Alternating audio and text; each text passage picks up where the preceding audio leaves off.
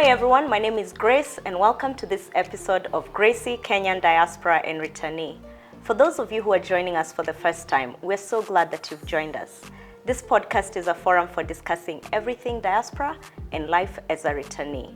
I'm so excited to host this podcast today because I'm joined by Solomon Wangwe, who is the MD and founder of Goshen Acquisitions and Grand Acres. Hey Solomon. Sasa? Poa sana, how are you? I'm so blessed. Oh, thank you. I like hearing that. It's so amazing. Yeah. And thanks for coming on the show. Oh, thanks for having me. Yeah, so today we will be discussing life in the diaspora. You are a former diaspora, so why don't you go into it and tell us about that? When did you go there?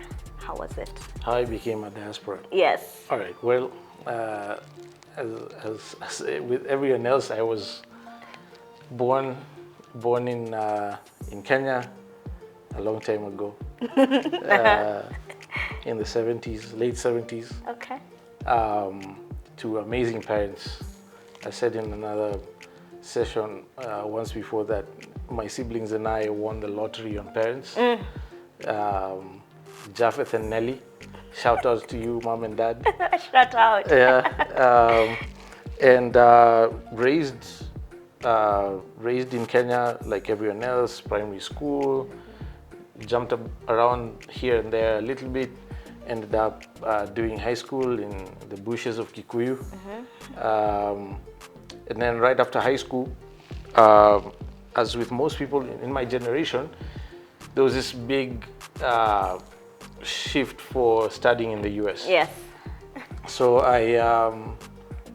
I did the thing, you know, you do computer classes after high school, you apply, you do your SATs and TOEFL exams and all that. And lo and behold, I got into a couple of unis accepted my application. The way we chose the one I was gonna go to was where I had the closest relative in case of emergencies. Yes. That happened to be Savannah, Georgia. Okay. Because I had my late cousin Eric Cavio, had preceded me, I think, by about maybe a year almost. And he was in Savannah State University, and I went to Savannah College of Art and Design. Yeah. It was nice to have him there. He sort of oriented me and my Ushambaness and yeah, Right. how to get this, that, and the other done. Yeah. So that's how I ended up in the US to study architecture. Which I was really excited about. That's all I ever wanted to be, was an architect. Even before I knew what an architect was, people would ask you, "Oh, what do you want to be when you grow up?" "I want to be an architect." And self-fulfilling prophecy. Yeah. I loved my time in the US as an international student. Yes. So SCAD, if most people are not aware, is an international school. At the time, I enrolled 60% of the students were international from other parts of the world. Yes. So that was awesome. I got to interact with people from everywhere. But it was a very expensive school. Yeah, I can imagine. Because it wasn't like an in-state university where you were just paying cheaper. Yeah. There was nothing cheap for the international students. Yeah.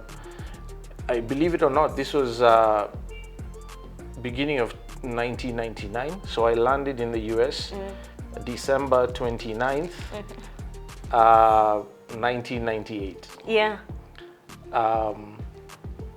We were paying $25,000 a year just for tuition. Back then. Back then, yeah. That's a lot of money. Back then, that was nuts. Yeah. And you add in accommodation and food and art supplies. It was crazy. I don't even know how my folks managed to do that. But they made enormous sacrifices, as you know, most of our parents back home tend to do. Yeah, yeah. Just to give us the best foot forward. And I was enrolled on a 5-year master's degree program. It was one of the few schools in the world at the time that was accredited to issue a master's degree after 5 years of enrollment. So normally when you do architecture, you do, even here back home, it's a bit worse. Here you do 6 years for a bachelor's. Yes. Then you do pupillage or internship, then you come back for a master's, which is another 2 years. Yeah.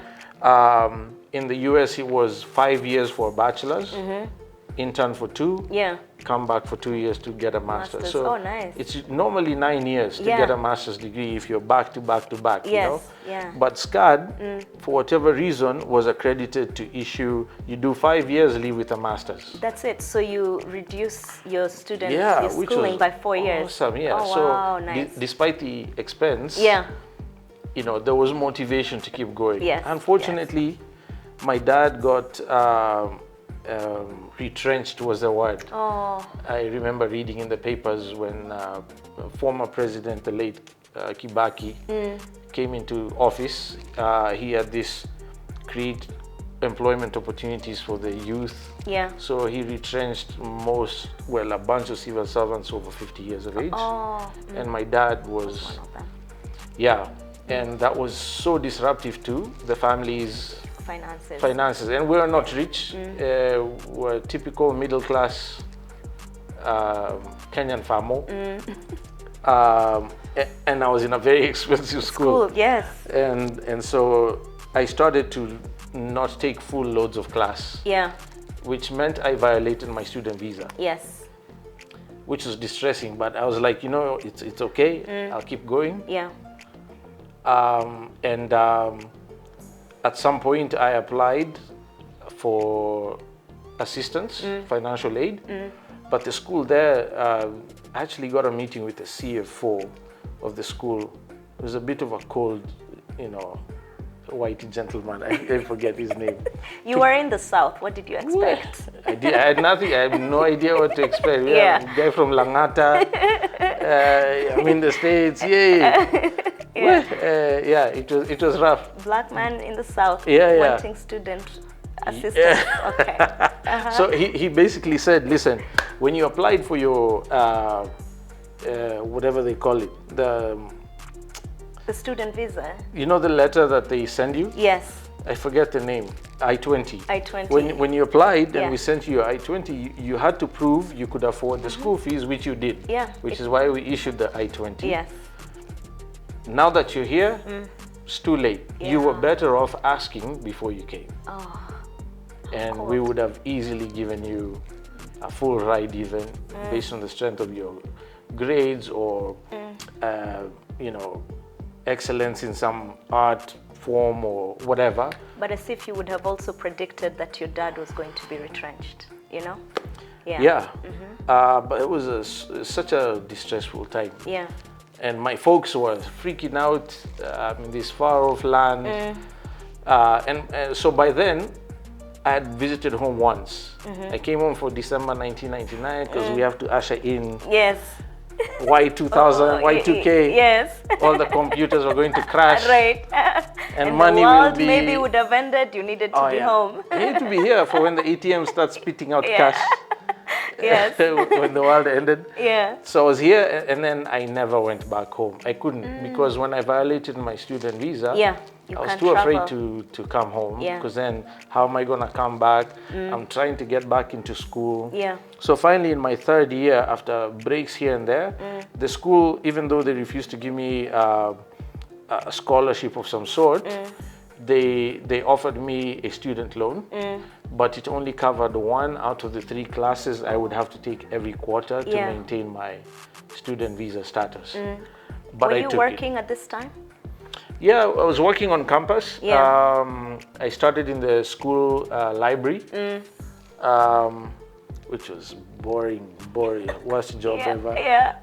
You know, I think I was making what, $3.75 an hour, and you couldn't work more than 20 hours a week. And then that doesn't do anything because you're in an international school. Yes. Yeah. Yeah. My school supplies alone were, it was crazy. I mean, doing architecture, doing any form of the arts, where you're buying canvas and paint and blah, blah, blah. It was crazy. Oh, wow, wait, let's stop there because all I was thinking of was books. You know how at the beginning of the semester you'd go to the textbook center version? Yes. But you had other supplies to buy during the semester. Yes. I had to buy model making supplies because you have to do models for your buildings and special projects, and it was quite expensive. Mm. So I just toughed it out. Yeah. The best I could. I took the $2,000 every quarter in student loan until finally it just didn't make sense. Yeah, to continue. Yeah, and even they started to give me problems because I wasn't paying back. Right. I couldn't. Yeah. And so in my third year, I dropped out of school. Okay. And so the idea was, let me try and find a cheaper school maybe. I can transfer credit, but even to transfer my credits, I needed to clear, Yes. you know, $5,000 Yeah, the arrears. which wasn't coming. Yeah, yeah. Every coin I made was just to pay my rent and, you know, basic food, Roma noodles, Yeah. just so I wouldn't, you know, die of starvation. Yes. And have to be repatriated back home. Yeah. And there was no way I was coming home with my tail between my legs. Yeah. That was my thing. Like, I don't care what I have to do.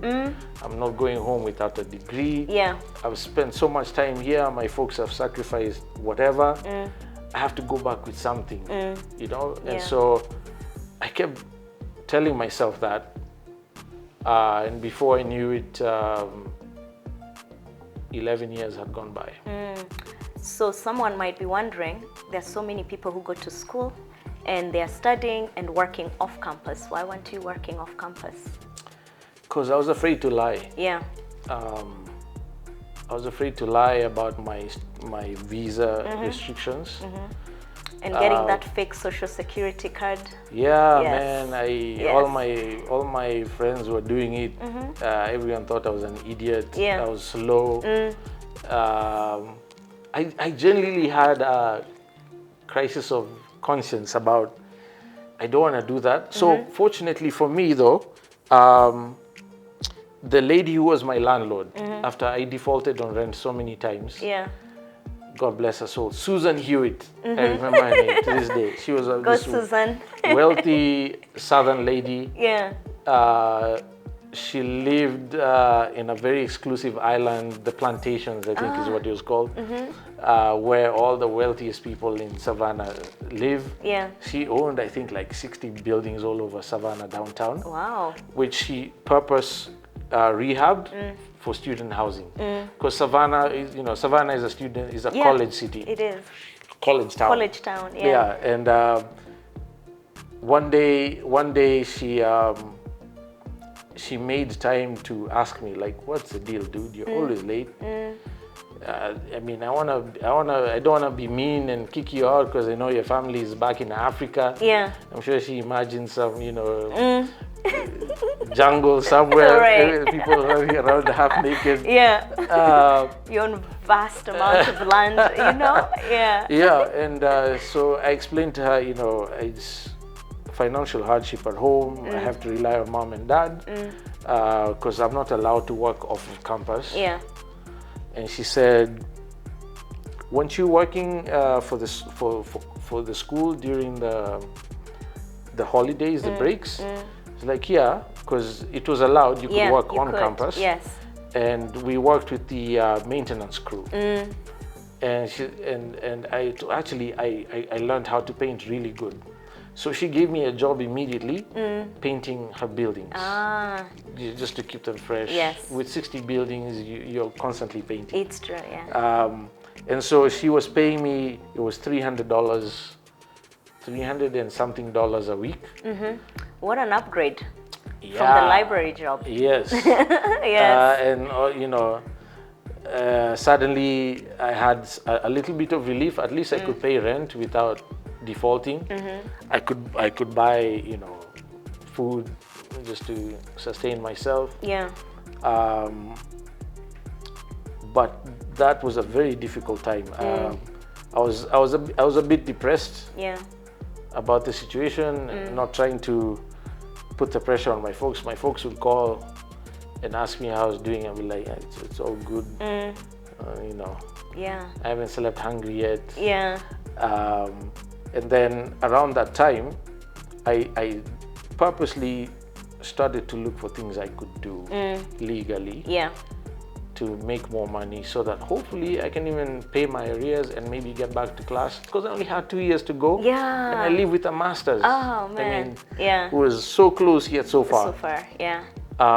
And that's when I discovered, you know, those infomercials that play late at night. Oh, yes. For depressed people. Yeah. Are you feeling low? Right. And the voice is exactly like that. Oh, God. I'd forgotten about them, by the way. Oh, my God. It's the psychology. Those guys are just, it's something else. So I remember watching one of these infomercials. It was for a guy called Ron LeGrand.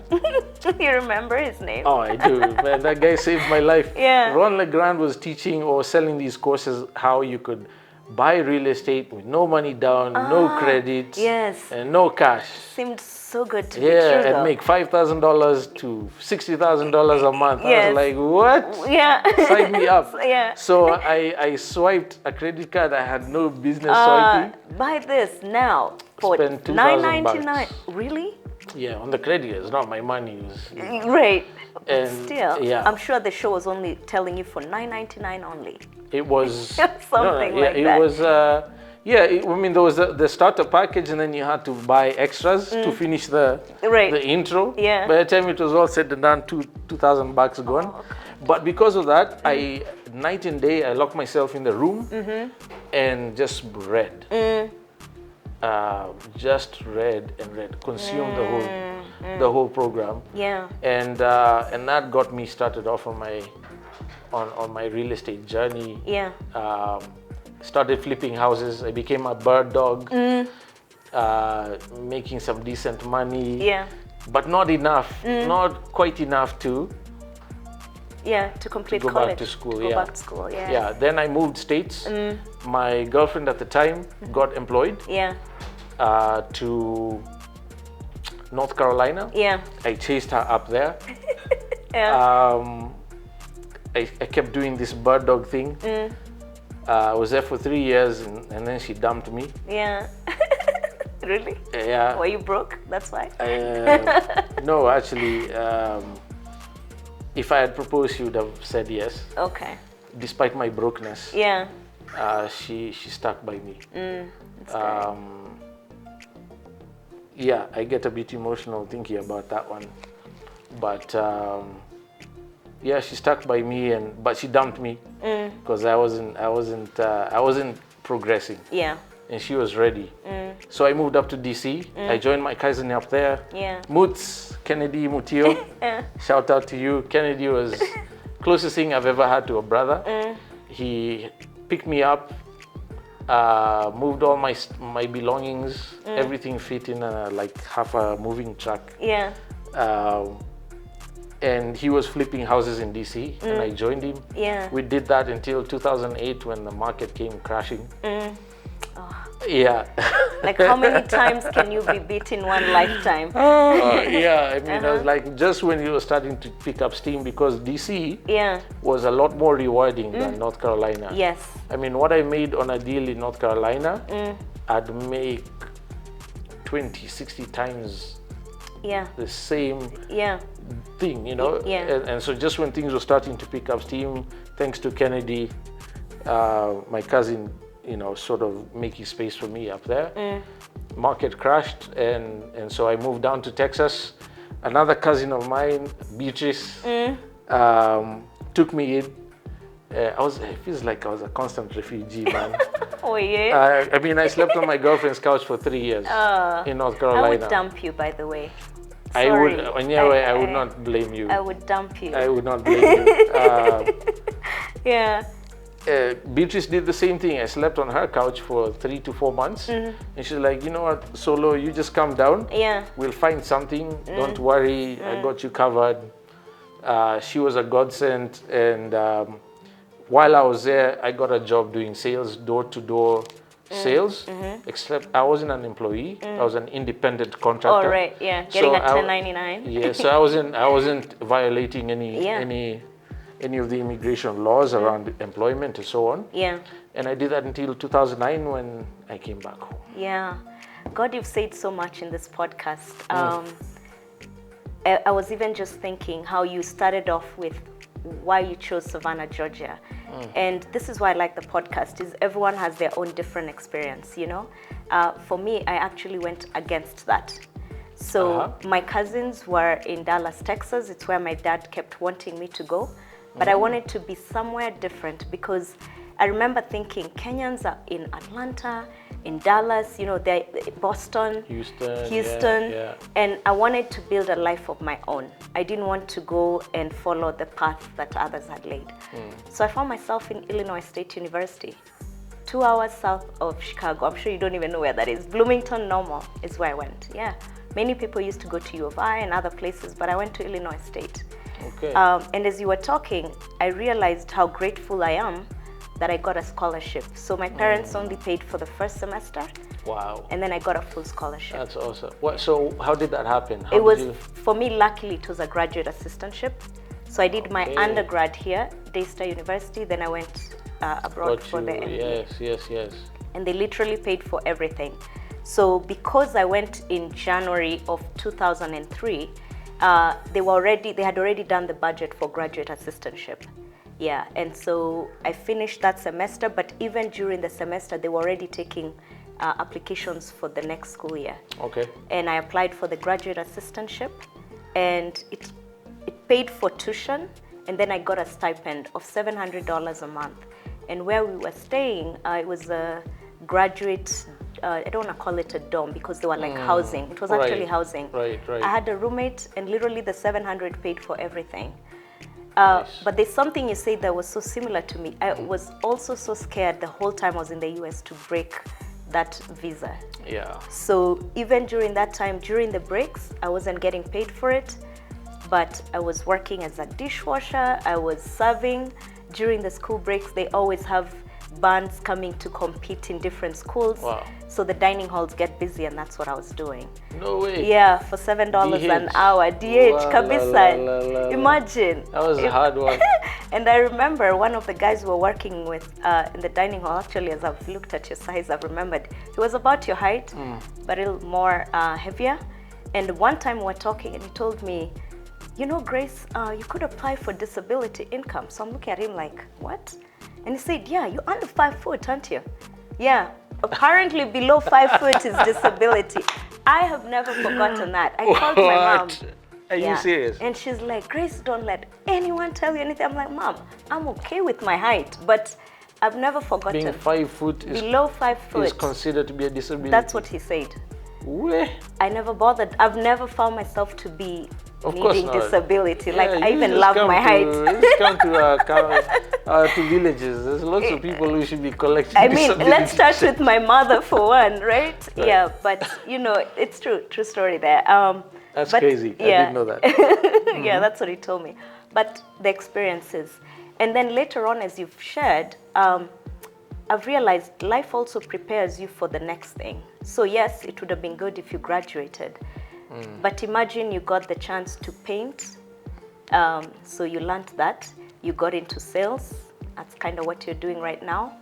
You flipped houses. So life got you into real estate that way. Yeah.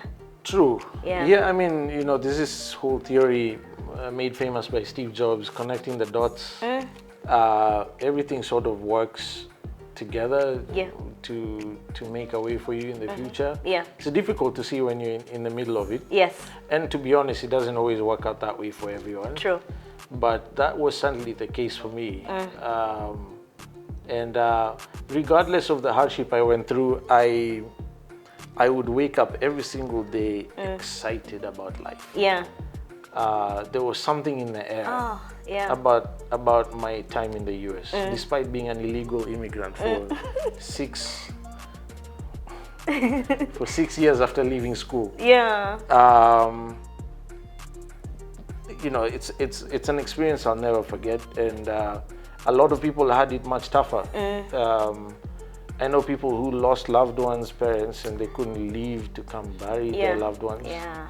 That broke my heart every single time. I could not imagine being in that situation. Others encouraged me to pay some chick so we could be married and then divorce later, so I can get my green card. and I just You couldn't do it. That was not computing in my head. Yes. No, besides that, my girlfriend would have murdered me. Right. But I have friends who actually did that, and some relatives too. Yeah. Who did that. And I don't. At the time, I used to think poorly of them for resorting to that sort of thing. But later on, especially after I left, I realized what other choices did they have? Really, yeah. And you look back at diaspora life and you realize everyone's journey is different and they do what they have to do. And I couldn't judge anymore. And in fact, today I have a lot of compassion for people who are still there trying to, make a life and come out of the shadows. Yeah.